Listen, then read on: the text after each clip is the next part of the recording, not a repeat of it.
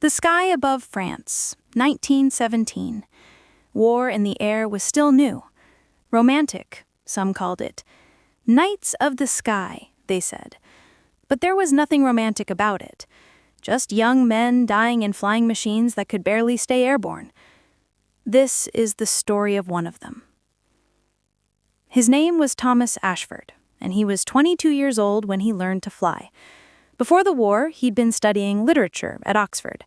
He wanted to be a poet, write sonnets about love and beauty and the meaning of life.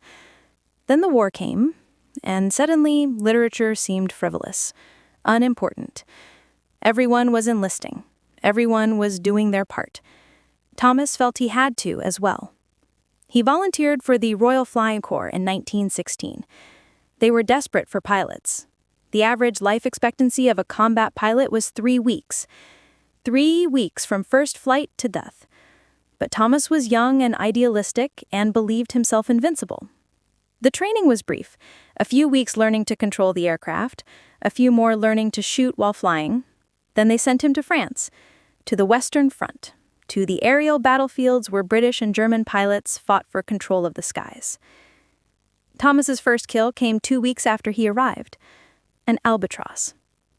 He'd been flying patrol when he spotted it below him. His hands had been shaking as he dove toward it, his finger on the trigger of his machine gun. The albatross pilot saw him too late. Thomas fired. The bullets tore through the German aircraft's wing.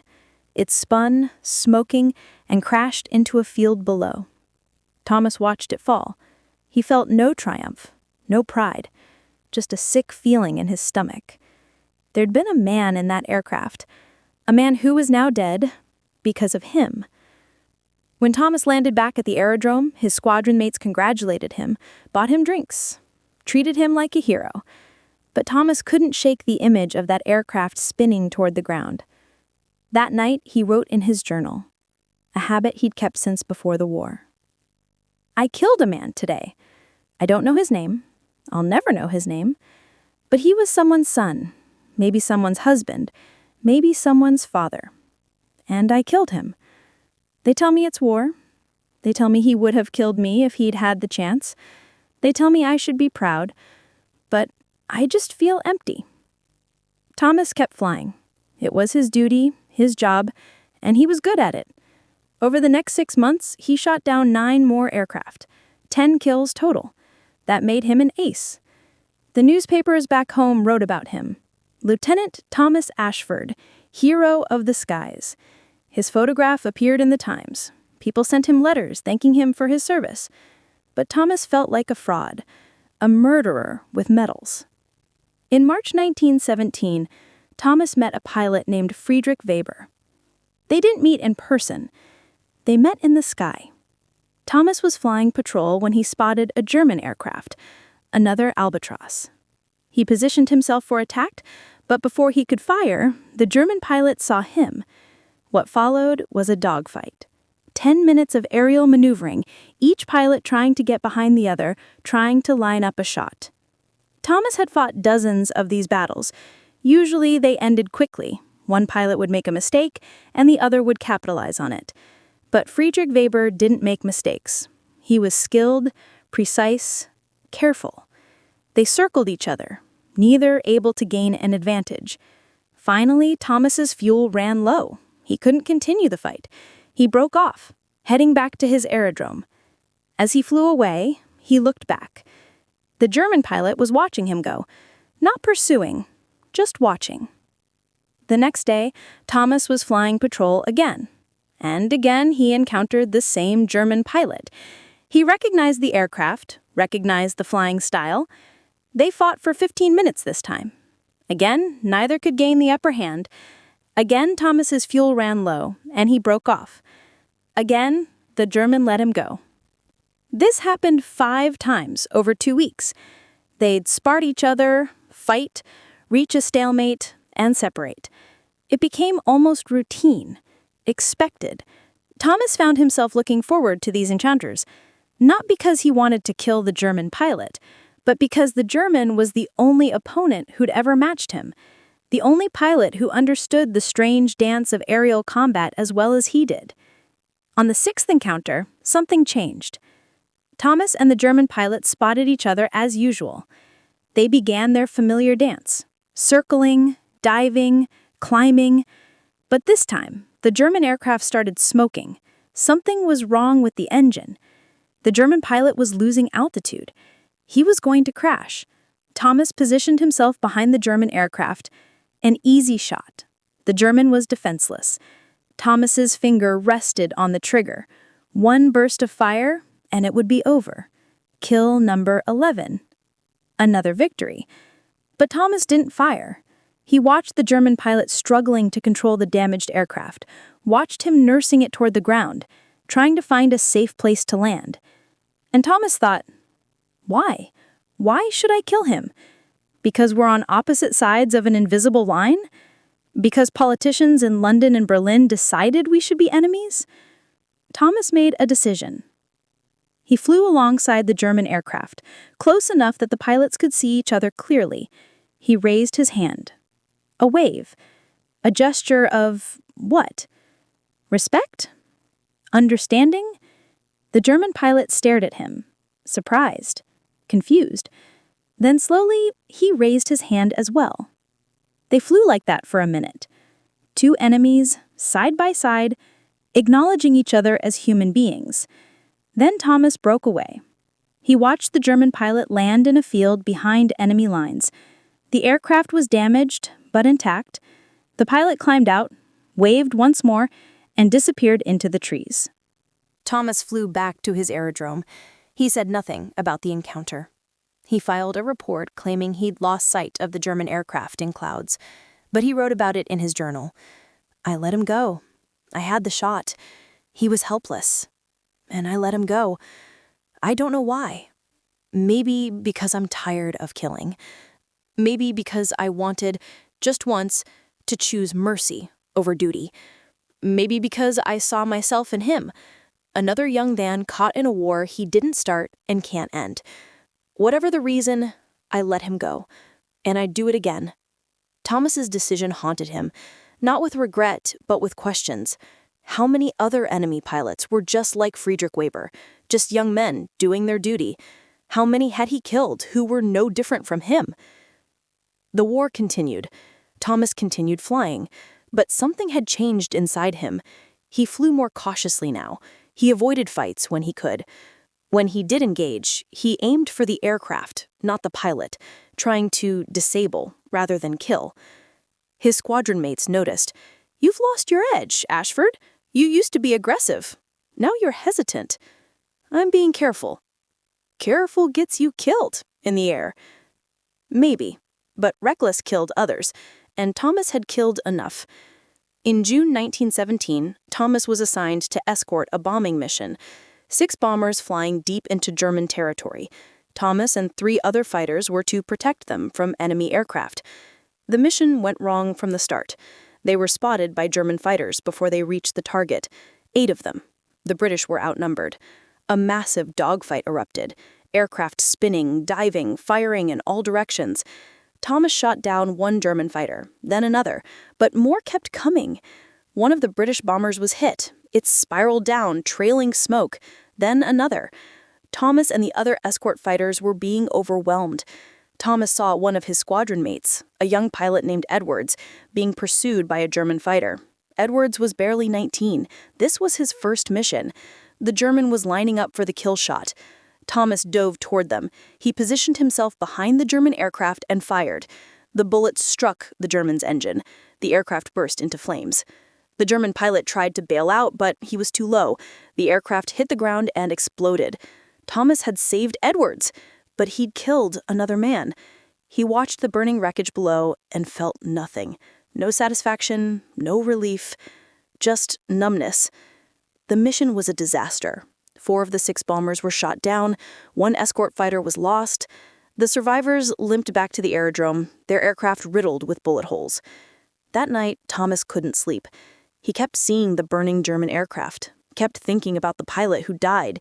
Did he have a family, children, dreams? Thomas went to the mess hall and found a bottle of whiskey. He drank alone in the dark, trying to drown the images, but they wouldn't drown. Around midnight, the squadron commander found him. "Ashford, you did good work today." "I killed 2 men." "You saved Edwards, and you helped protect the mission." "The mission failed. 4 bombers lost." "War isn't clean. You know that." Thomas looked up at the commander. "How do you do it? How do you keep flying, keep killing?" The commander was quiet for a moment. "I don't think about it. I just do my job and try not to look back." "I can't stop looking back." The commander sat down across from him. "You're thinking too much. It'll get you killed." Maybe I should be killed. Maybe that's what I deserve." "Don't talk like that." "Why not? I'm a murderer. I have medals for it. I'm celebrated for it, but I'm still a murderer." The commander sighed. "You're a soldier. There's a difference." "Is there? Because I can't see it anymore." The commander left Thomas alone with his whiskey and his thoughts. Thomas drank until he passed out. When he woke the next morning, he had a crushing headache and a decision to make. He could continue flying, continue killing, continue being the hero everyone expected him to be, or he could refuse, face a court-martial, be labeled a coward. He chose to keep flying, not because he wanted to, but because he didn't know what else to do.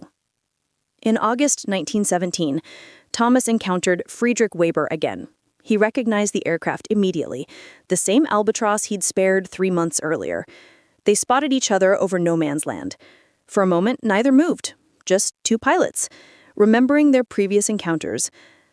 Then Weber turned his aircraft and flew away. Not running, not retreating, just leaving, refusing to fight. Thomas watched him go. He could have pursued, could have engaged, but he didn't. He turned his aircraft and flew in the opposite direction. When Thomas landed, his squadron mates asked him why he'd broken off his patrol early. "No enemy activity," he said. Another lie. But what was he supposed to say? That he and an enemy pilot had an unspoken agreement not to kill each other? That they'd recognized each other's humanity in a war designed to erase it? Thomas flew for 3 more months. He shot down 4 more aircraft in that time, 14 kills total. Each one made him feel more hollow, more disconnected from himself. He stopped writing in his journal, stopped reading letters from home, stopped talking to his squadron mates. He went through the motions of living, but he felt like a ghost. In November 1917, Thomas volunteered for a dangerous mission, a solo reconnaissance flight deep behind enemy lines. It was nearly suicidal. The chance of returning alive was minimal. His commander tried to talk him out of it. "We can send someone else. You've done enough." "I want to go." "Why?" "Because I need to." He couldn't explain it better than that. He needed to do something that felt meaningful, something more than just killing. The mission launched at dawn. Thomas flew alone through cold, gray skies. He passed over the trenches, over no man's land, into German territory. He took photographs of enemy positions, noted troop movements, did his job. Then, on his way back, he was spotted. 3 German fighters rose to intercept him. Thomas tried to evade them, but they were too fast. They surrounded him. This was it. The end. Thomas prepared to fight.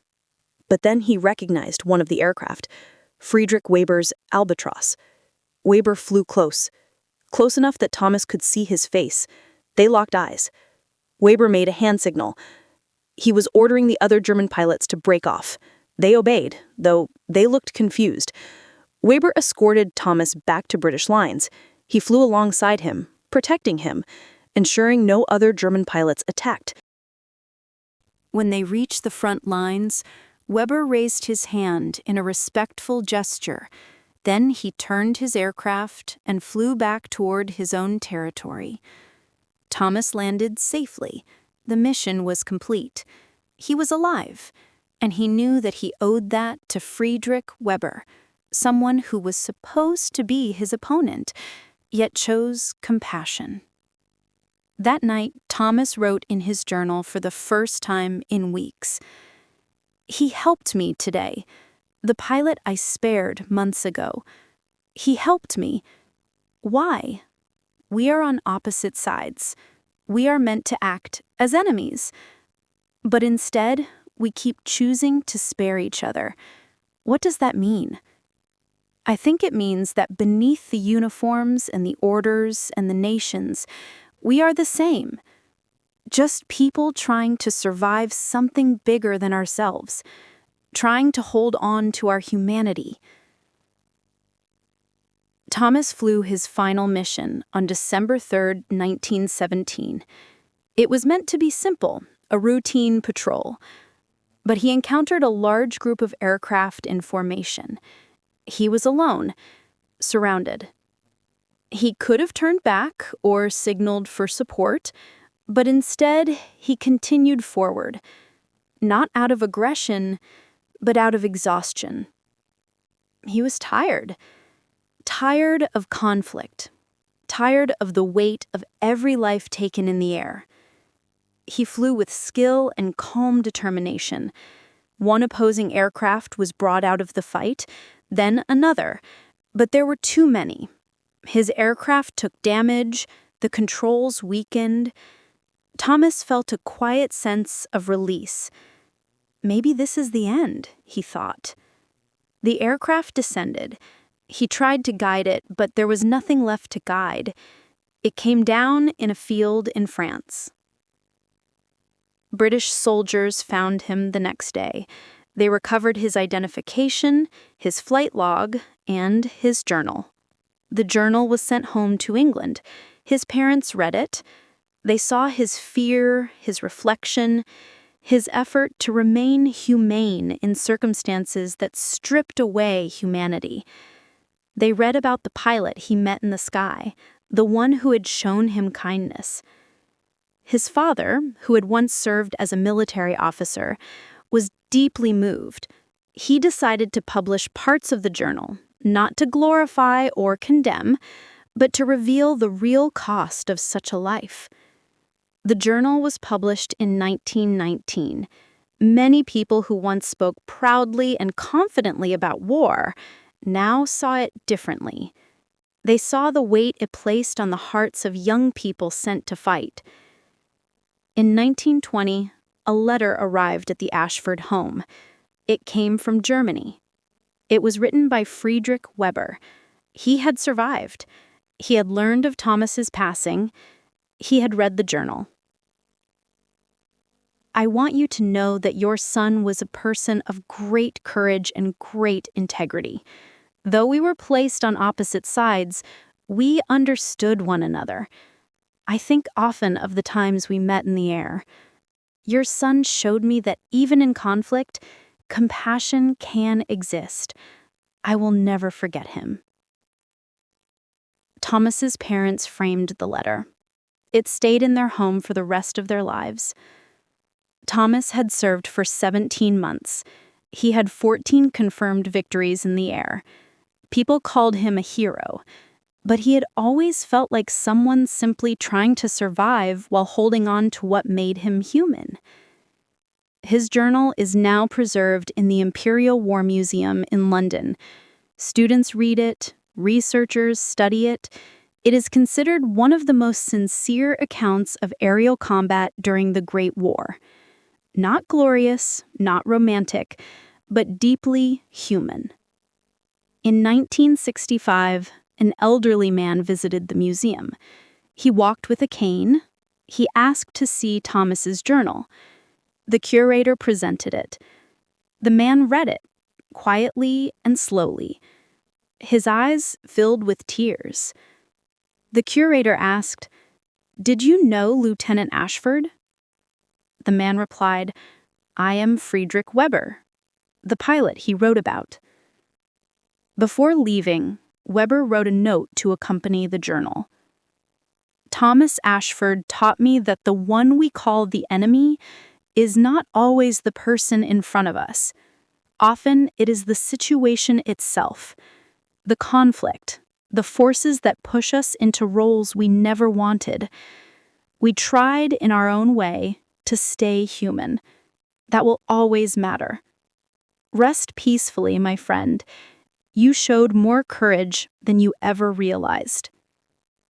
The note remains there. Thomas's voice remains too, through his writing, through the choices he made, through the simple act of recognizing another human being in the midst of chaos. And perhaps that is the truest form of courage. Paris, 1944. The City of Light had been dark for 4 years. German occupation, collaboration, resistance. And in the middle of it all, ordinary people trying to survive. This is the story of one of them. Her name was Marie Dubois, and she was a seamstress. She worked in a small shop on Rue de Rivoli, creating dresses for wealthy Parisian women. Some of those women were collaborators, sleeping with German officers, attending parties at German headquarters. Marie hated them. But she smiled and took their measurements and made their dresses because she needed the money. Her husband Jean had been killed in 1940 during the invasion. Her son Pierre was 12 years old. She had to feed him, keep him safe. So she sewed dresses for women she despised and swallowed her pride. The shop owner was a woman named Madame Archambault. She was 60 years old, severe, efficient. She'd owned the shop for 30 years and had no intention of letting the war interfere with business. "We serve whoever pays," she told Marie. "I don't care if they're French or German or Martian. Money is money." Marie said nothing. She needed the job. In the fall of 1943, something changed. Madame Archambault came to Marie with an unusual request. "I need you to make a dress, but not here, at my apartment, late at night. Can you do that?" Marie was confused. "Why not make it here? We have all the equipment." "Because this dress is special, and it needs to be done in private." "I don't understand." Madame Archambault looked around the shop, making sure they were alone. Then she leaned close and whispered, "I'm going to tell you something. If you repeat it to anyone, we'll both be shot. Do you understand?" Marie nodded, her heart racing. "I'm hiding someone. A Jewish girl, 16 years old. She's been in my apartment for 8 months, but her clothes are falling apart. I need you to make her a new dress." Marie stared. Madame Archambault, the cold businesswoman who served Nazi collaborators without hesitation, was hiding a Jewish girl. "Why?" Marie asked. "Why are you hiding her?" "Because her parents were my neighbors. Good people. The Gestapo took them last year, but the girl was at school. She came home to an empty apartment. She came to me, terrified. What was I supposed to do? Turn her away?" Marie didn't know what to say. Hiding a Jew was punishable by death. If they were caught, both Marie and Madame Archambault would be executed. "Will you help?" Madame Archambault asked. Marie thought about Pierre. If she was caught, who would take care of him? But then she thought about the girl, 16 years old, alone, terrified. "Yes," Marie said, "I'll help." That night, Marie went to Madame Archambault's apartment. It was in a building on Rue Saint-Honoré. Madame Archambault led her upstairs, unlocked 3 separate locks, and opened the door. The apartment was small, but elegant. And sitting on the sofa, looking frightened, was a girl with dark hair and large eyes. "This is Sarah," Madame Archambault said. "Sarah, this is Marie. She's going to make you a dress." Sarah stood and offered her hand. "Thank you for coming." Her voice was soft, cultured, the voice of someone who'd been raised in a good family. Marie shook her hand. "It's no trouble." But it was trouble. Enormous trouble. And they all knew it. Marie took Sarah's measurements. She noticed how thin the girl was, how pale. "When was the last time you went outside?" Marie asked. 8 months ago. "I haven't left this apartment since I arrived." 8 months locked inside. Marie couldn't imagine it. "Do you ever open the windows?" "Only at night, and only a crack. I can't risk anyone seeing me." Marie's heart broke. This was what the occupation had done, turned a teenage girl into a prisoner in her own city. Marie made the dress over the next week. She worked on it at home after Pierre had gone to bed. She told him it was for a client, a rush order. Pierre didn't question it. When the dress was finished, Marie brought it to Madame Archambault's apartment. Sarah tried it on. It fit perfectly. "It's beautiful," Sarah said, looking at herself in the mirror. "Thank you." "You're welcome." Sarah touched the fabric carefully, as if it might disappear. "I used to have dresses like this. Before, my mother would take me shopping on the Champs-Élysées. We'd spend hours trying on clothes." Her eyes filled with tears. "I miss her so much." Marie put her arm around Sarah's shoulders. "I'm sorry." "Do you think they're still alive? My parents?" Marie wanted to say yes, wanted to offer hope, but she'd heard the rumors about the camps, about what happened there. "I don't know," Marie said, honestly. Sarah nodded. She knew what that meant. After that night, Marie became a regular visitor to Madame Archambault's apartment. She'd bring food when she could, bread, cheese, whatever she could spare from her rations. She'd sit with Sarah and talk, tell her about life outside, the small acts of resistance, the graffiti on German buildings, the whispered jokes about Hitler. Sarah listened hungrily. These stories were her connection to the world. One night, Sarah asked Marie about her son. "What's he like, Pierre?"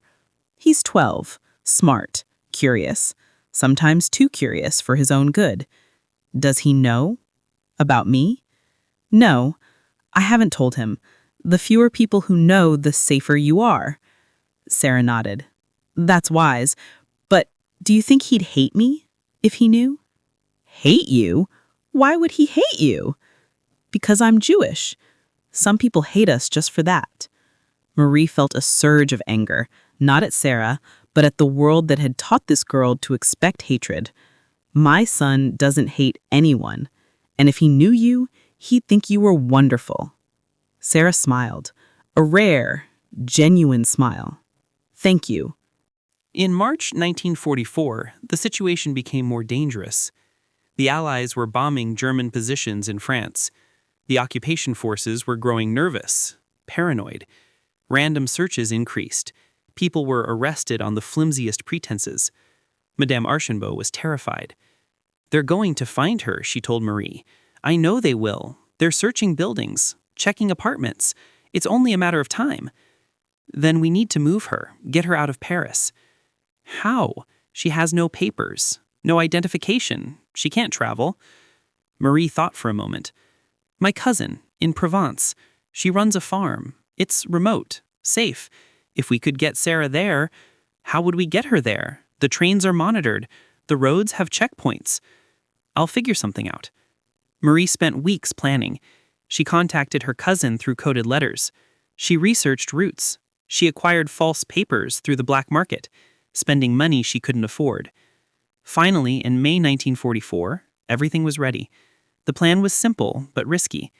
Marie would pose as Sarah's aunt. They'd take the train to Lyon, then travel by car to Provence. The false papers identified Sarah as Sophie Moreau, a girl from Normandy whose home had been destroyed in the bombing. Madame Archambault gave Sarah money, more money than she could afford. "For your future," she said, "after the war." Sarah hugged the old woman tightly. "Thank you for everything. You saved my life. We're not safe yet. Be careful." Marie and Sarah left Paris early in the morning. The train station was crowded with German soldiers, French police, civilians. Marie held Sarah's hand tightly as they walked through the crowd. "Stay calm," Marie whispered. "You're Sophie Moreau. You're my niece. We're going to stay with family in Provence." Sarah nodded. Her face was pale, but she kept her composure. They boarded the train without incident, found seats in a crowded compartment. For the first hour, everything went smoothly. Then the German soldiers came through the train checking papers. Marie's heart pounded as they approached. "Papers?" the soldier said in accented French. Marie handed over both sets of documents. The soldier examined them carefully, too carefully. He looked at Sarah. "Where are you from?" "Normandy," Sarah said. Her voice was steady. "Near Caen."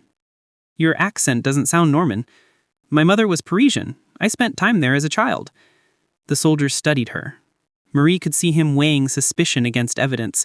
Finally, he handed back the papers. "Continue." They continued.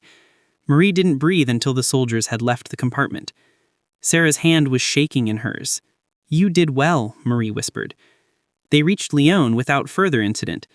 From there they took a car arranged by Marie's cousin, a farmer who asked no questions and drove them through back roads to avoid checkpoints. By evening they arrived at the farm in Provence. Marie's cousin, Juliette, greeted them warmly. You made it, thank God. This is Sarah, she'll be staying with you. Of course, come inside, you must be exhausted. The farm was beautiful. Rolling hills, olive trees, a small stone house. After 8 months locked in an apartment, it must have seemed like paradise to Sarah. That night over dinner, Sarah cried. I'm outside, she said. I'm really outside. I can breathe fresh air, see the sky. Juliette put her arm around the girl. You're safe here. We'll take care of you. Marie stayed for 2 days, making sure Sarah was settled. Then she had to return to Paris, to Pierre, to her job. Will I see you again? Sarah asked. After the war, Marie said. When it's safe, I promise. They hugged. Marie left the next morning. The journey back to Paris was nerve-wracking. Every checkpoint felt like a potential trap. But she made it safely. Life continued. Marie worked at the shop. Madame Archambault said nothing about Sarah's absence, but Marie could see the relief in her eyes. They'd done it. They'd saved her.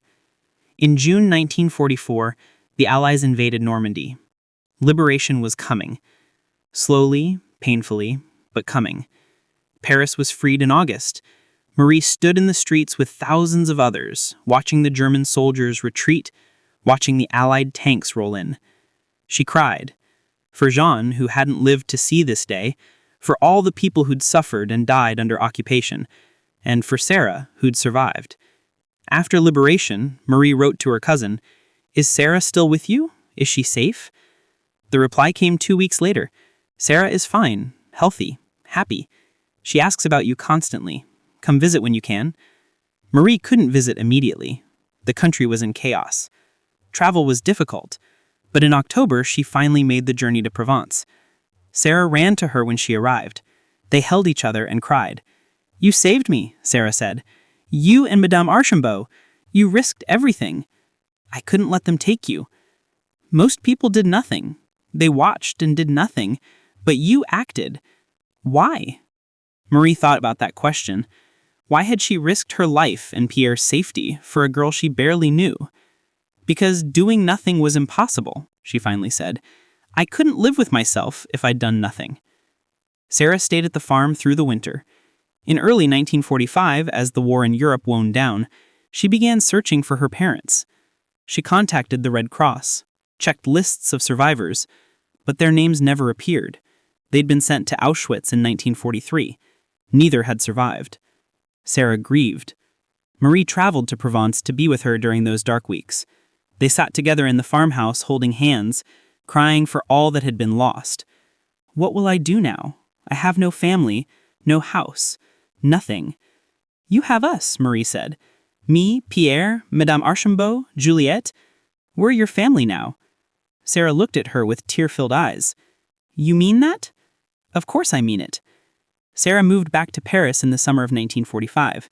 She lived with Marie and Pierre for 6 months while she figured out her future. She and Pierre became close, like siblings. When Sarah finally moved into her own apartment, Pierre cried. I'll miss you, he said. I'll miss you too, but I'll visit all the time, I promise. Sarah kept that promise. She became a permanent part of their lives. Madame Archambault helped Sarah get a job at the dress shop. She proved to be talented, with an eye for design. Within a few years, she'd become the lead designer. The shop thrived. In 1952, Sarah married a man she'd met through the Jewish community, a survivor like her.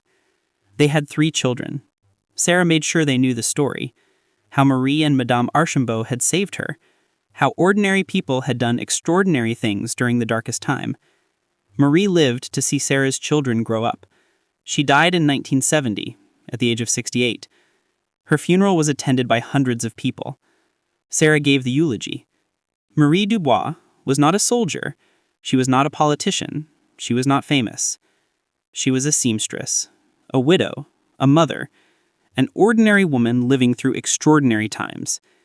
But when the moment came, when she had to choose between safety and conscience, She chose conscience. She risked everything to save me, a girl she barely knew. She did it because it was right, because she couldn't live with herself if she'd done nothing. That's heroism, not the kind with medals and monuments, but the quiet kind, the kind that happens in the dark, unwitnessed, unrewarded, the kind that saves lives. Marie Dubois saved my life. She gave me a future. She gave me the chance to have a family, a career, a life. Everything I am, everything I have exists because she was brave enough to act. I will never forget that, and I will make sure my children and grandchildren never forget it either. Marie Dubois was a hero, and the world needs to remember her. In 1985, Yad Vashem, the Holocaust Memorial in Jerusalem, recognized Marie Dubois and Madame Archambault as righteous among the nations, the honor given to non-Jews who risked their lives to save Jews during the Holocaust. Sarah traveled to Jerusalem for the ceremony. Pierre came with her. Now 60 years old, he finally understood fully what his mother had done. "He never told me," he said to Sarah. "All those years, she never said a word about hiding you, about the risk. She was protecting you. If you'd known, you might have been in danger too. I wish I'd known. I wish I could have told her I was proud." "She knew," Sarah said. "Trust me. She knew." Today, Marie Dubois' name is engraved on the Wall of Honor at Yad Vashem. Her story is taught in schools. Her courage is remembered. But perhaps the most important legacy is simpler. Sarah lived. She had children, grandchildren, great-grandchildren, an entire family that exists because Marie Dubois chose to act, because she couldn't do nothing. That's the power of one person's courage, one person's refusal to accept evil as inevitable. It ripples forward through time, creating life where there might have been death, hope where there might have been despair. Marie Dubois was a seamstress. She made dresses, and she saved a life. And in saving that life, she proved that ordinary people can do extraordinary things. They just have to choose to act, even when it's dangerous, even when it's terrifying, especially then. That's the lesson. That's what we need to remember.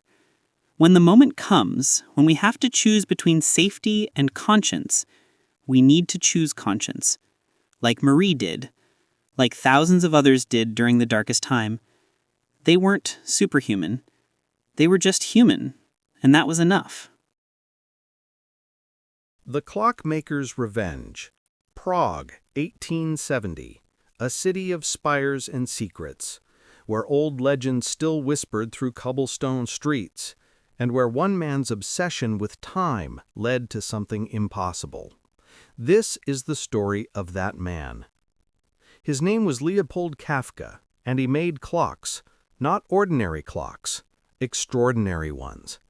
Clocks that chimed with perfect harmony, clocks with moving figures that danced on the hour, clocks that told time in 17 different time zones simultaneously. His shop on Old Town Square was famous throughout Europe. Wealthy collectors came from Paris, Vienna, London, all wanting a Kafka clock. But Leopold's true masterpiece wasn't for sale. He kept it in a locked room at the back of his shop, a room no one else was allowed to enter. He worked on this clock in secret, for hours every night. His wife Anna begged him to tell her what he was building. "It's just a clock," he'd say. But Anna knew it was more than that. She could hear him in there, muttering to himself, working until dawn. Leopold had been working on this clock for 7 years, since the day his daughter Marguerite died. She'd been 10 years old. Fever took her in 3 days.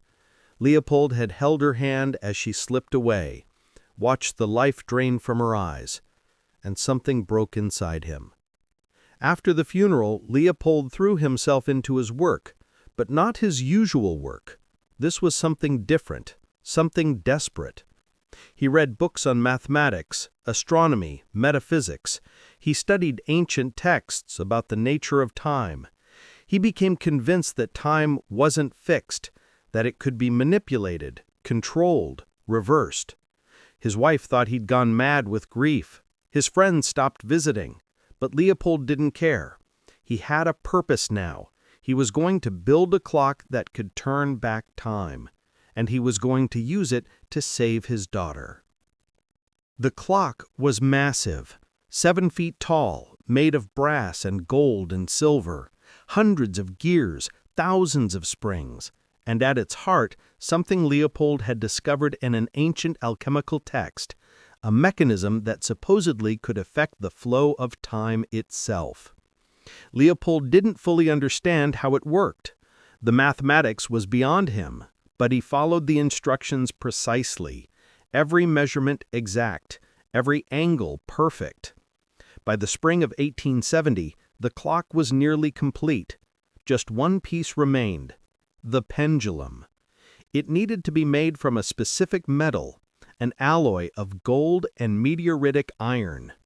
Leopold had the gold, but meteoritic iron was rare, expensive. He spent his savings trying to acquire it, sold everything valuable in his shop, his wife's jewelry, their furniture, everything.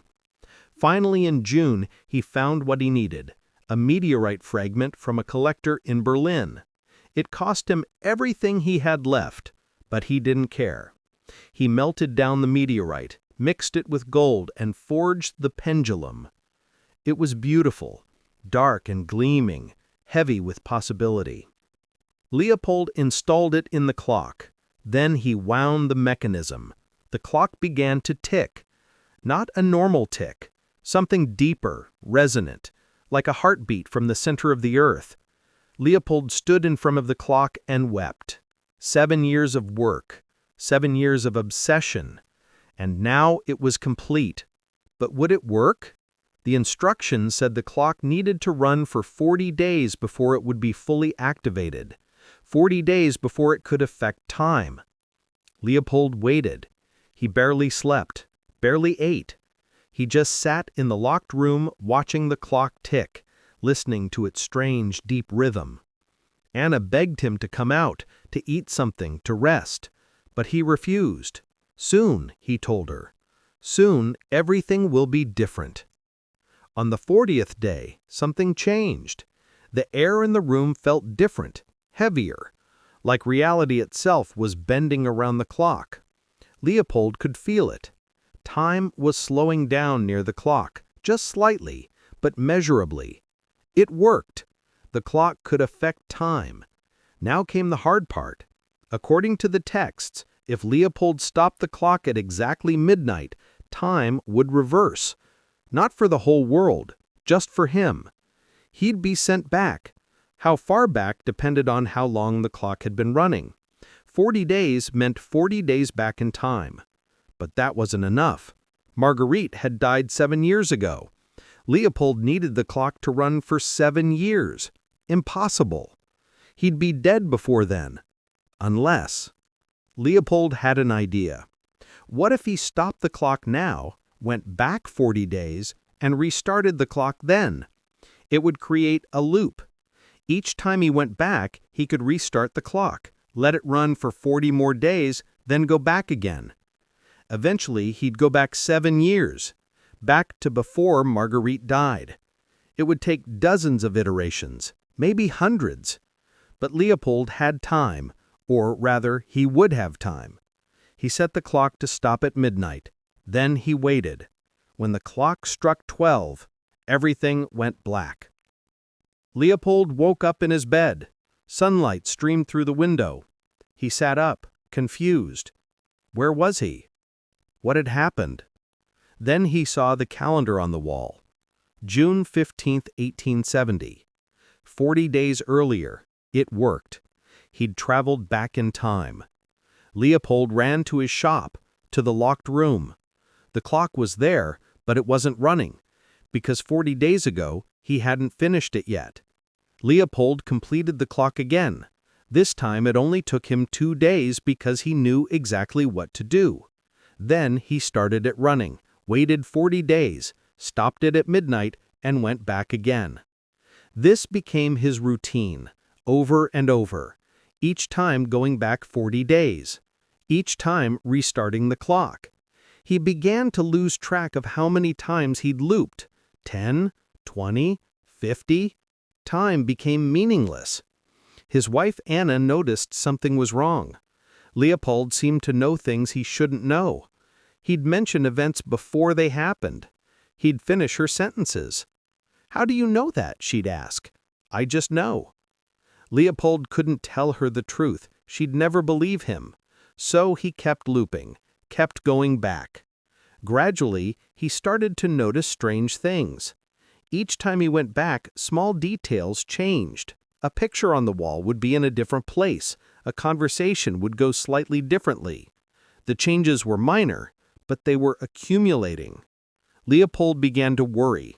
Was he changing the timeline, creating paradoxes? But he couldn't stop now. He was getting close. After what felt like years of looping, Leopold finally reached the date he needed. March 1863. 7 years back. Marguerite was alive. She was 10 years old, healthy, happy. Leopold wept when he saw her. His daughter, his beautiful daughter, alive again. He'd done it. He'd conquered time itself. But there was a problem. In a few weeks, Marguerite would get sick. The fever that killed her. Leopold needed to prevent that. But how? He didn't know what had caused the fever. Some infection, some illness. Medicine in 1863 was primitive. There were no antibiotics, no real treatments. All Leopold could do was keep Marguerite away from wherever she'd caught the illness, but he didn't know where that was. He tried everything. He kept her home from school, didn't let her play with other children, made sure she washed her hands constantly. Weeks passed, then months. Marguerite stayed healthy. Leopold had done it. He'd saved her daughter. But then something else happened. His son Thomas got sick. Thomas had always been healthy in the original timeline. But now, somehow, he'd caught the illness instead. Leopold watched in horror as his son developed the same fever that had killed Marguerite, the same rapid decline. Thomas died in 3 days, just like Marguerite had. Leopold was devastated. He had managed to keep Marguerite safe, but Thomas fell ill. This was not the outcome he wanted. So he turned to the clock again. He went back, tried a different approach. This time he kept both children inside, protected from everything. For a while they remained healthy, but then his wife Anna became ill. The fever came quickly, and within 3 days she was gone. Leopold cried out in grief. Why did the loss always return? He went back again, and again, and again, each time changing small details, each time trying to save everyone. But in every version, someone close to him was lost. Marguerite, Thomas, Anna, a neighbor, a shopkeeper. In one version of events, even he did not survive. It was as if the world required a balance, as if fate could not be avoided, only shifted from one life to another. Leopold began to understand. Time was not a simple river to redirect. It was an ocean, deep, powerful, and constant. Push it in one direction, and it pushed back somewhere else. After many cycles, Leopold discovered something even more tragic. Each time he altered the past, the future changed in new and unpredictable ways. In one timeline, Marguerite grew up distant and cold. In another, she survived but lived with lasting injury. Leopold realized he was not bringing back the daughter he had lost. He was creating new versions of her, each different from the child he remembered. The realization broke him. He had spent years, perhaps decades, if the loops were counted, trying to undo his loss. Yet he found only more sorrow in every path. So he made a new decision. He would return to the moment before all of this began, not to rewrite the past again, but to prevent himself from ever building the clock.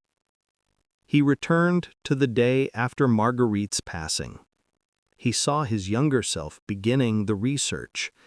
He tried to speak to him, to warn him, but his younger self could not hear him. Leopold understood then.